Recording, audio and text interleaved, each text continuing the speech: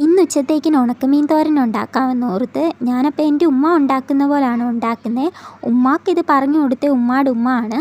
അപ്പോൾ അയലയാണ്, അത് ഞാനൊന്ന് കട്ട് ചെയ്തെടുക്കുന്നുണ്ട്. പിന്നെ വെള്ളത്തിലിട്ടേക്കുന്ന അതിൻ്റെ ഉപ്പൊന്ന് പോകാനാ, ഉണക്കമീനല്ലേ. സാധനങ്ങളെല്ലാം എടുത്ത് വെച്ചിട്ടുണ്ട്. പച്ചമുളകും ചുവന്നുള്ളിയും ഇഞ്ചിയും വെളുത്തുള്ളിയും കൂടെ ഒന്ന് ചെറുതായിട്ട് കട്ട് ചെയ്യുന്നുണ്ട്. പിന്നെ ചട്ടിയിലോട്ട് തേങ്ങ, മഞ്ഞൾപ്പൊടി, മുളക് പൊടി ഇതെല്ലാം കൂടി ഇട്ട് കൈ കൊണ്ടൊന്ന് തിരുമ്മി കൊടുക്കണം.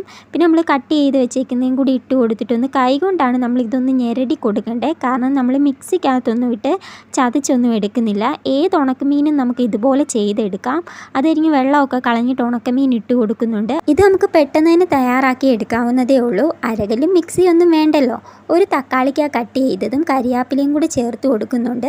കുടംപുളി കുറച്ചേ ചേർക്കുന്നേ ഉള്ളൂ. തക്കാളിക്ക ചേർത്ത് കൊടുത്തിട്ടുണ്ടല്ലോ, ആവശ്യത്തിന് വെള്ളവും കൂടി ചേർത്ത് കൊടുത്ത് അടച്ച് വെച്ചൊന്ന് പറ്റിച്ചെടുക്കുന്നുണ്ട്. തുള്ളി വെളിച്ചെണ്ണയും കൂടി ചേർത്തപ്പോൾ നമ്മുടെ തോരൻ റെഡി.